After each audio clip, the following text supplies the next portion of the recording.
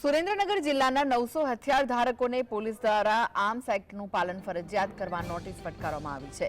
નોટિસમાં જણાવવામાં આવ્યું છે કે હથિયાર ધારક પોલીસે હથિયારને કવરમાં રાખવું, સાથે જ ફુલેકા જેવા જાહેર સ્થળો પર ફાયરિંગ નહીં કરવા માટે પણ કહેવામાં આવ્યું છે। ભય ન ફેલાય તે રીતે ફોટો કે વિડીયો ન મૂકવા માટે પણ નોટિસ ફટકારવામાં આવી। જો તમામ બાબતોનું ધ્યાન રાખવામાં નહીં આવે તો જિલ્લા એસપી દ્વારા હથિયાર રદ કરવા સુધીની કાર્યવાહી કરવામાં આવશે। તો આર્મ્સ એક્ટનું પાલન ફરજિયાત કરવા જિલ્લા એસપી ગિરીશ કુમાર પંડ્યાએ સૂચના આપી છે। મહત્વના જે સમાચાર, સુરેન્દ્રનગરમાં 900 હથિયાર ધારકોને પોલીસે નોટિસ ફટકારી છે। આર્મ્સ એક્ટનું પાલન ફરજિયાત કરવા જિલ્લા એસપી ગિરીશ કુમાર પંડ્યાએ સૂચના આપી છે। નોટિસમાં જણાવવામાં આવ્યું છે કે હથિયાર ધારક પોલીસે હથિયારને કવરમાં રાખવું, સાથે જ ફુલેકા જેવા જાહેર સ્થળો પર ફાયરિંગ નહીં કરવા માટે પણ કહેવામાં આવ્યું છે અને ભય ન ફેલાય તે રીતે ફોટા કે વિડીયો ન મૂકવા માટે પણ નોટિસ ફટકારવામાં આવી છે। આ વિશે વધુ માહિતી માટે જોડાઈ ગયા છે સંવાદદાતા ફઝલ, શું છે વધુ વિગતો આ સમગ્ર મામલે?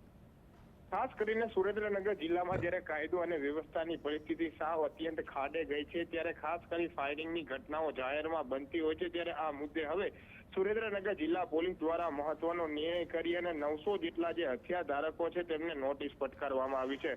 ત્યારે ખાસ કરી સુરેન્દ્રનગર જિલ્લા કલેક્ટર દ્વારા જે હથિયારના પરવાનાઓ આપવામાં આવ્યા છે તેમને ફરજિયાતપણે જે હથિયાર પરવાના આર્મ્સ એક્ટનું પાલન કરવું હવે ફરજિયાત બની ગયું છે। કારણ કે સુરેન્દ્રનગર જિલ્લા પોલીસ વડા જે ગિરીશ પંડ્યા છે તેના દ્વારા મહત્વનો નિર્ણય કરવામાં આવ્યો છે। ભય ફેલાય એ રીતે ખોટા ફોટા કે વિડીયો સોશિયલ મીડિયા ઉપર હથિયાર સાથે ન મૂકવા, હથિયારો બહાર ન દેખાય એ રીતે કવરમાં રાખવું, ફુલેકા હોય અને અન્ય જે જાહેર સ્થળો હોય છે ત્યાં હથિયાર ન કાઢવા અને ફાયરિંગ ન કરવા અંગે અને બીજા કોઈ હથિયાર રાખતા હોય તો તેમના વિરુદ્ધમાં તાત્કાલિક કાર્યવાહી કરવાના આદેશ પણ જે જિલ્લા પોલીસ વડા છે ગિરીશ પંડ્યા તેના દ્વારા આપી દેવામાં આવ્યા છે। 900 હથિયાર ધારકોને હાલ નોટિસ ફટકારવામાં આવી છે અને તમામ જે આર્મ એક્ટ હોય છે તેનું પાલન કરવું હવે ફરજિયાત બની ગયું હોય તે પ્રકારની નોટિસમાં પણ ઉલ્લેખ કર્યો છે। સુરેન્દ્રનગર જિલ્લામાં જ્યારે ફાયરિંગ અને આવા પ્રકારની ઘટનાઓ બની રહી છે ત્યારે હવે આ જે તબેલાને તાળા મારવા જેવી પરિસ્થિતિનું નિર્માણ થયું છે, ત્યારે હવે આ અંગે જાહેરમાં હથિયાર ન દેખાડવાની પણ આ નોટિસમાં ઉલ્લેખ કરવામાં આવ્યો છે। જી આભાર ફઝલ, માહિતી આપવા માટે।